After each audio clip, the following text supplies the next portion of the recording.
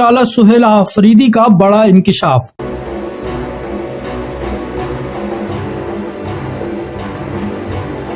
इमरान खान और बुशरा बीबी को कैद तन्हाई में रखा गया है। ना अहले खाना से मुलाकात, ना तहरीकी रहनुमाओं को इजाजत। इनका कहना है मौजूदा हुकूमत ने आमरीत के तमाम रिकॉर्ड तोड़ दिए हैं। और अब तीसरी मगर सबसे खौफनाक खबर। तहरीक इंसाफ के रहनुमा शेख वकास अकरम कहते हैं,